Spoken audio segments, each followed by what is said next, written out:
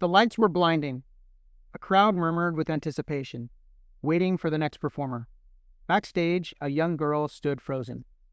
She could hear her own heartbeat pounding in her ears.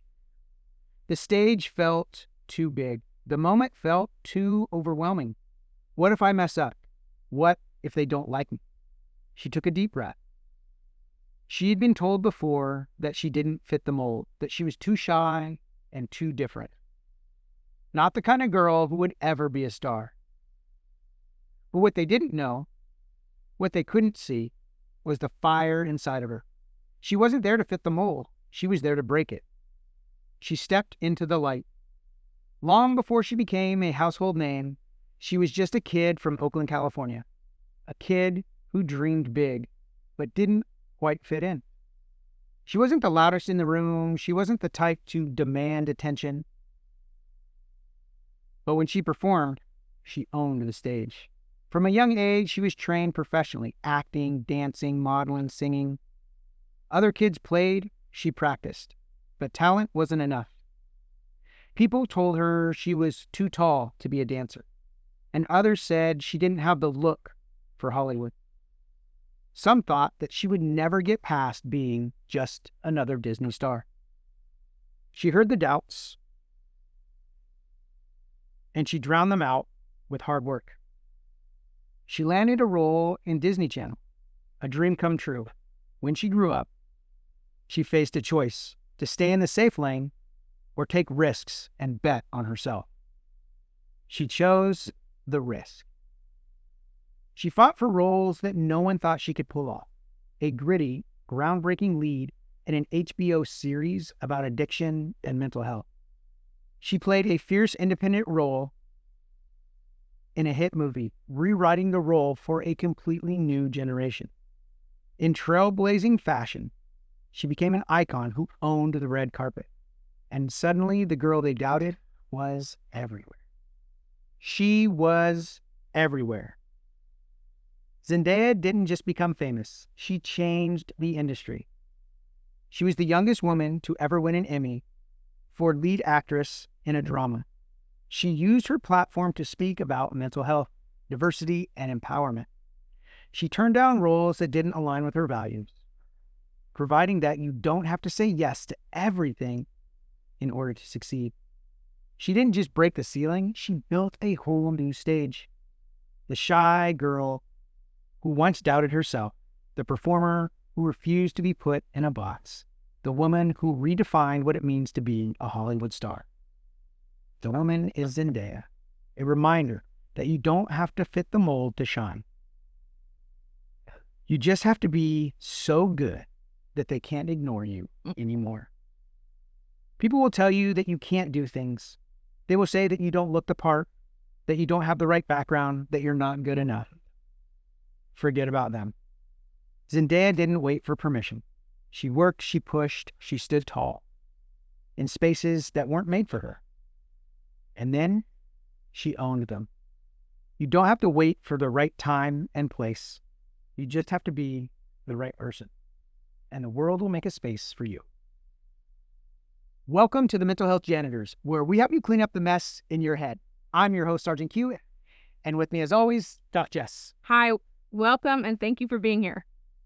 Awesome. Where are we today, Jeff? We are at Mill Creek Middle School in Kent, Washington. And we are with the 8th grade leadership students today. We are on location filming for the second time in our history, Show 85 on location at Mill Creek, working with the leadership kids here today. So it's super cool to be here. I've been here before working with them. They're a great group of kids. So we thought it would be awesome to come in and shoot our podcast here with all of them as our live audience. Yeah. Grace, that was a good story to choose too. Right, yes. Way to be hip. Okay, you're being a little skibbity Ohio over there. So. Oh my goodness. I wish you could get their faces. I know, everybody's like, no. No. Okay. All right. Your team. So let's talk about, so I really liked her story. I didn't know a whole lot about her backstory when I first started researching her. Yeah. I knew her from the MCU. the Marvel comic. Oh, yeah. So Spider-Man, she played Spider-Man. And so I thought it was really cool because she really did redefine the Mary Jane. Yeah. It was so cool to see her own that role and take it in a new direction, but it still resonated. And that's always a risk. Yeah. When you put somebody in, you give them artistic freedom to change the way that character works. But I thought it was great in the NCU. I really enjoyed her researching her and understanding her life and her struggles. It was really, really, really neat. Both my girls love her show where she's like the spy. Forget Undercover. No, Disney. Yeah, it's fun. Yeah, so it was really cool to see somebody like a younger person really just owning the stage and changing the conversation. So we're going to talk a little bit today. I wanted to touch base on something that we all struggle with. I know I was struggling with it just this week. It's the negative bias. And so the negative bias for you guys, we did a whole episode on this. We talked about it a lot. But for those of you who are newer viewers, the negative bias is the idea that a negative thought is weighed 5 to 7 times heavier than a positive thought in your brain. So when you think of a negative thing, your brain gives that 7 times more credibility than something positive. So how you have to overcome the negative bias is you have to build 5 to 7 positive things to be able just to hit neutral, not even to like build rapport, but just to hit neutral. So the negative bias, here's an example from my own life that happened this weekend. This weekend, I was doing a speech competition with Toastmasters for the area. So I'm competing against the best people here in the area that are in Toastmasters, which is a public speaking group. And I'm in this competition. And that Saturday I woke up, I was just, why am I doing this? I'm not really good enough. I've only been doing this a year. Nobody's going to care about this story. And that started ruminating in my mind. I had to be like, no, stop. Hold on. You've only been doing this a year, but you practice every single day. You've won other competitions. You are on stage speaking all the time. I had to remind myself of all of those things that I had done just to get over that nervousness that I was feeling of what we call imposter syndrome caused by the negative. Yeah.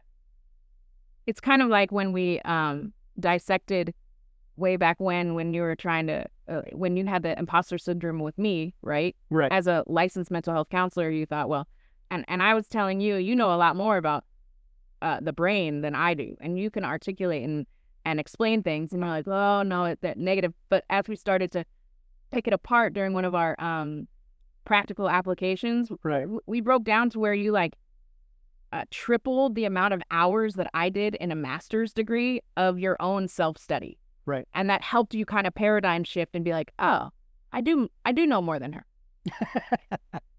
Yeah, it did help because I went there that Saturday and I really had to focus on that. I didn't just do that one time. I was doing that the whole drive there in the car. Yeah. When I was sitting there waiting for my turn to go up, I was reminding myself that I did belong there, that I did have the skills to be able to articulate.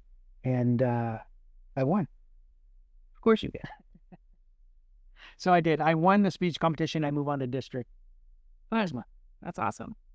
One negative bias that I struggle with, and it's usually tied to a traumatic event that becomes a foundational memory. If you guys have ever seen that one Disney movie with the Mulan? Pixar, where it has different feelings.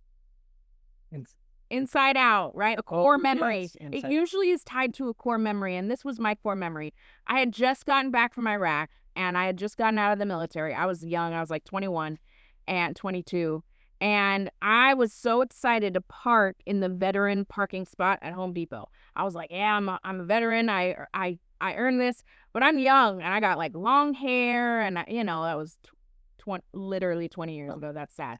So I was feeling myself a little bit, and I hop out of my big truck, and this old man comes over to me, and he starts just reaming at me like, how dare you park in our heroes' parking spots, because he just assumed I was some young punk kid that wanted to be closer to the front, and that was my core memory. And so I didn't park in a veteran parking place for years because of that one negative interaction, because I had a negative bias that every time I park there, that's going to happen. When a friend helped me unpack that and realize, oh, I want you to park here and try it. And we want to see what other people might be thinking, right? Other thoughts could be, wow, that girl's a veteran. That's pretty cool. And there's lots of other things that people could be thinking watching me park there. But I was stuck in this core memory of that negative bias that everybody's going to think I'm a crowd and I'm going to get yelled at. And so I isolated myself from a privilege that I earned. And so how often do we leave ourselves out of good things because we have this subconscious negative bias that we don't even realize is going on in our mind? Yeah, I have to battle that all of the time. What are some things that we can do, Jess, for that? I'm so glad you asked. There is a really cool theory in counseling, and it's a part of cognitive behavior therapy. And I'm going to have Casey put up my little diagram here. But if you guys can see this triangle here, at the beginning, at the top of the triangle, we always have a situation or event that triggers an automatic thought. We have 60 to 70,000 thoughts a day. That's a lot of thoughts. That means most of them are subconscious thoughts, okay? So a situation happens, we get an automatic thought. That automatic thought travels down and creates an emotion or feeling in our bodies, and we physiologically feel that in our bodies. So if you're feeling anxious, you have, like, in your body, you feel anxiety. If you're feeling excited, in your body, you feel excited. Sad, you know, like, you can see it on people's face when they're sad. Like, there's actually manifestations in our body that shows whatever feeling we're feeling. And then it travels down to the other side, which is a behavior. And a behavior is either an action or an inaction. And so if I'm going to give you guys an example of this, so it makes a little more sense, because it's kind of like a triangle. What? I don't really get it. So if we go to the top of the triangle, the situation is two people. We're going to say Sally and Steve. They are outside on a nice day in a cul-de-sac. They live in the same neighborhood, and they're doing gardening. So they're feeling kind of good, feeling kind of neutral. The sun's on their face. But if we get the background of both of them, Sally grew up on a street, and when she was 7, she was brutally attacked by a dog. She had to have surgery. She was in the hospital for a couple days. She's deathly afraid of dogs. She never wants to see a dog another day in her life. Rightfully so, right? And then we have Steve, who grew up with maybe a dad who was a canine cop. And so he always had dogs in his house, in and out of his house, training, learning how dogs react to certain things. And he fell in love with that process and became a dog trainer. So we have Steve, who's a dog trainer, and Sally, who is deathly afraid of dogs, okay? The same exact situation happens to both of them. A dog comes running down their cul-de-sac, and that automatic thought for Sally is danger. I'm in danger. This dog is going to attack me. So that runs down to a feeling of anxiety, horror, fear. She's going to feel that in her body. It's going to lead to a behavior of run in the house, right? And then running in the house is going to confirm that her automatic thought was true and that what she did was right, because she's safe now. And so without even realizing it, she confirmed that automatic thought was true, and that's how she should think all the time. Then we have Steve, outside, same neighborhood, sees this dog running down the street, and Steve's automatic thought is that dog should have an owner with it. And that leads to curiosity, excitement. He feels that in his body, and his behavior turns out he's going to kneel down because he knows how to work with dogs, and he's going to be like, come here, boy, come here, boy. The little dog's going to run over to him, wag his tail, lick his face. He's going to look and find that he has a phone number on his collar. He's going to call the family and say, hey, I found your dog. They're going to be like, oh my gosh, we've been looking for him for 45 minutes. Thank you. And he reunites the dog with the owners, right? And then that reinforces that he did the right thing. Two completely different behaviors stemming from the same exact situation, depending all on that automatic thought. And 87% of our automatic thoughts come from our past experiences once you've hit a certain age, right? If you're 3, maybe not. But right now, you guys are building at reminding our audience online that I'm talking to a room full of 8th graders. Yes. Reminding yourself that right now you're building what that automatic thought can look like. And so whether you're 45 or whether you're 14, right? The younger you are to understand how this process works, the better you can be at learning how to take that automatic thought captive and say, okay, is this true? Is it real? And there's lots of tools you can find to learn how to unpack that automatic thought and come up with an alternate thought. Did you have something? I was just going to piggyback on what you said. I like that. There's a story that I heard years ago, and I tell it a lot from the stage. We have 60 to 70,000 thoughts a day and interactions with people. And if we have a negative interaction with somebody, we have 2 or 3 negative interactions, that leads to maybe 10 or 12 negative thoughts that we have. But that's such a small amount. So when we go home and we had an argument with our best friend here at school, and we go home and maybe we didn't take the trash out, so we get in trouble for that. And then we go into our room, we're like, oh, I've had such a terrible day. I missed an assignment, best friend's mad at me, and I got in trouble for not emptying the garbage. Like those 3 things that happened that were negative stirred up maybe 30 negative thoughts in your mind, and you think, I've had a terrible day. But the reality is that you've actually had a really great day, because the other 60 to 70,000 thoughts and experiences you had were positive or neutral. So think about it this way.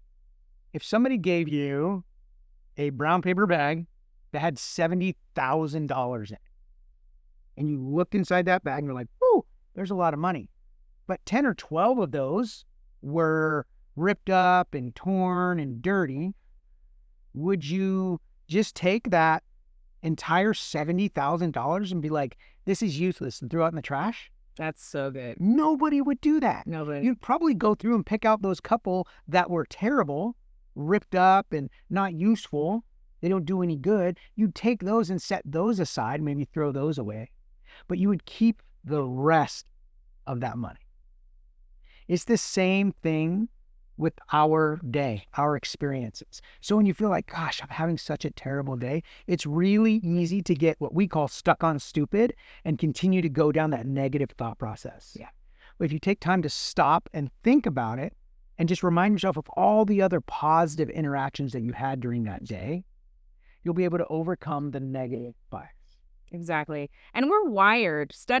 Tons of studies and research shows that as human beings, we're wired for the negative. We're wired to find and search for the negative. And there was a study done at UC Berkeley where they took 2, so studies and research, it's a lot to try to explain, but in a nutshell, there was Group A and Group B. And Group A was told for 90 days to start every morning writing down 3 things that they were grateful for. And Group B was told not to do anything. And before the study, they were all given a bunch of mental health assessments to see where their anxiety levels were at and their depression levels were at and different things like that. So at the end, they were given the same assessments. And just after 90 days, there was a 25% reduction in those negative symptoms of anxiety and depression with Group A, who was doing the intentional gratitude journal every morning. And so what it means is we have to put an effort into our own growth in being intentional about focusing on the positive. That's a great point. I actually created what I call the Day One Challenge. Yeah. Which the Day One Challenge, if you guys don't know what it is, day1challenge.com. It's exactly what she's talking about, but it's in the first 20 minutes of your day. You have to do it in the first 20 minutes of the day because that's when your brain is in alpha wave state, which means it's the most capable of learning something new. And so we teach people how to get dopamine through discipline and not distraction. So dopamine is the chemical that your brain releases that makes you feel motivated, makes you feel happy. And there's different ways to get it.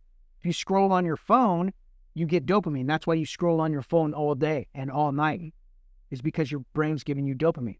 Well, that's distraction, and that's not actually good for you. It's actually really, really detrimental.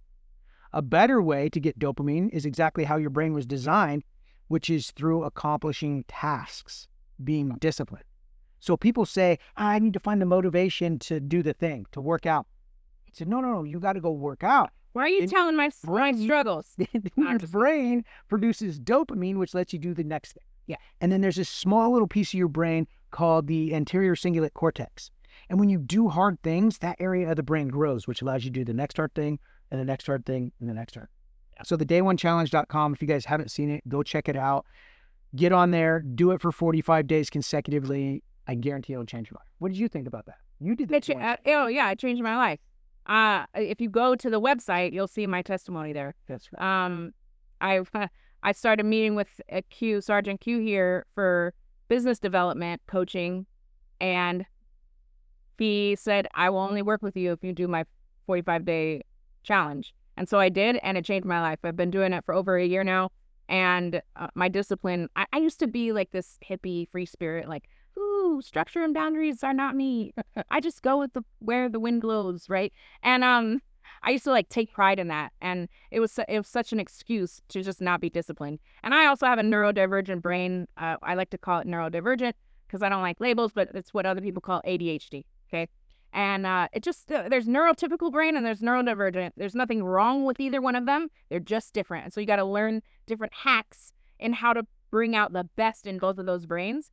And the neurodivergent brain is like, no, structure, no. And it's actually the best thing for us. I hate to admit it now, but it did. It changed my life.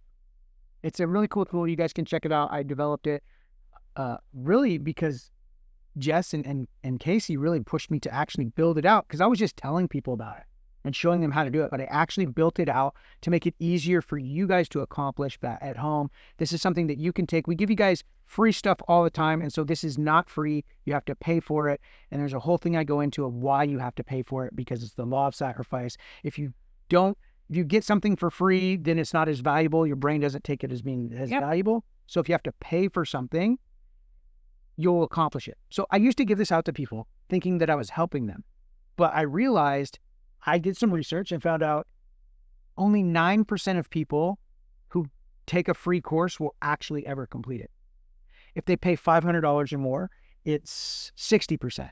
Wow. And if it's $1,000, then it's 90%. So I was not helping anybody by giving them this free information.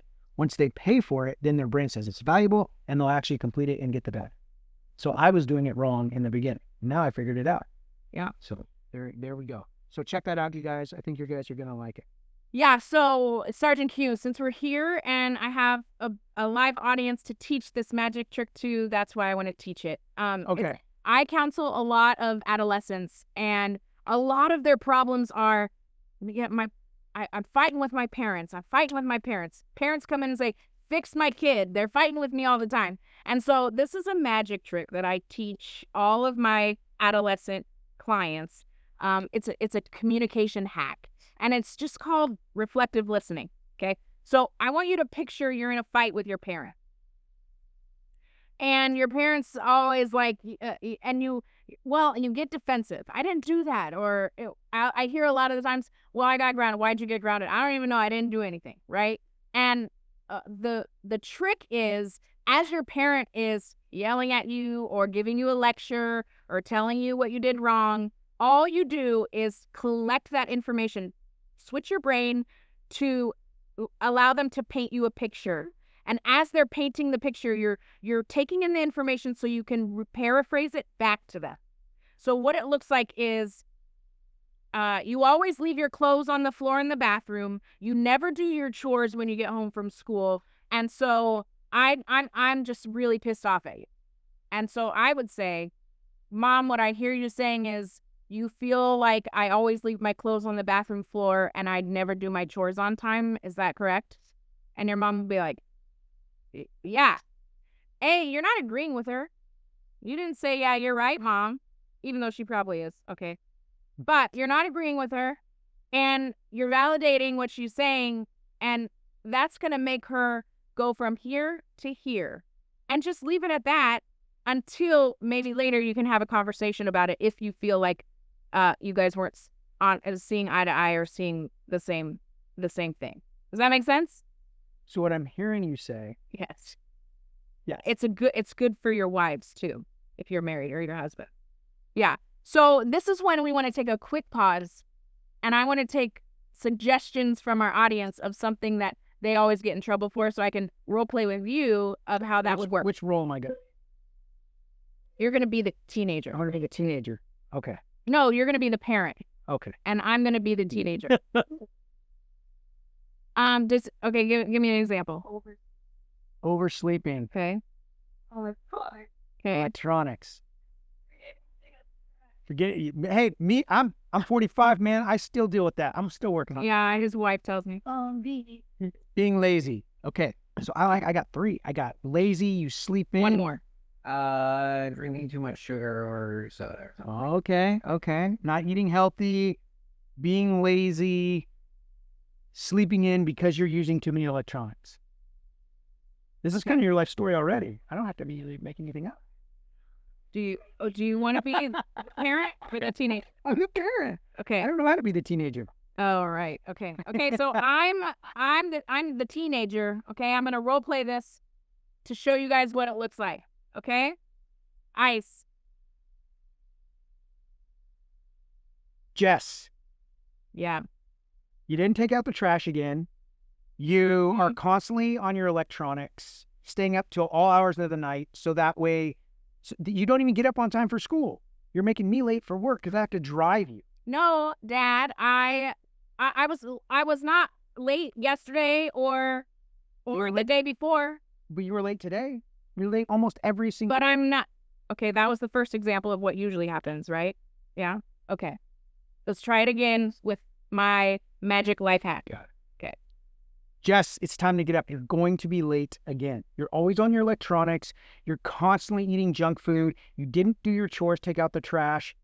I'm going to be late to work because I've got to drive you to school again.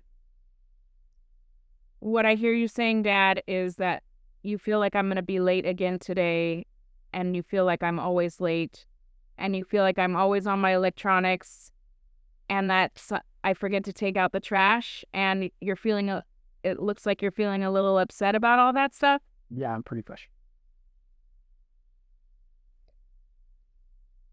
How did that feel versus the first one? Much different. It didn't As a feel parent. confrontational. It felt very confrontational. Yeah, first one. Yeah. Even though it was a role play argument, I could feel my blood pressure. Yeah. Even though it's a role play. So that's just a little life hack. If you guys want to De-escalate. de-escalate your parents or a friend or a teacher, What I hear you say is that yes. All right. So, you guys, for the Mental Health Janitors, we love that you're here watching us and supporting us. Please make sure you hit that like button, the subscribe button. because we are here to educate, empower, and encourage you on your mental health journey. I'm Sergeant Q, I'm Doc Jess. and we're out.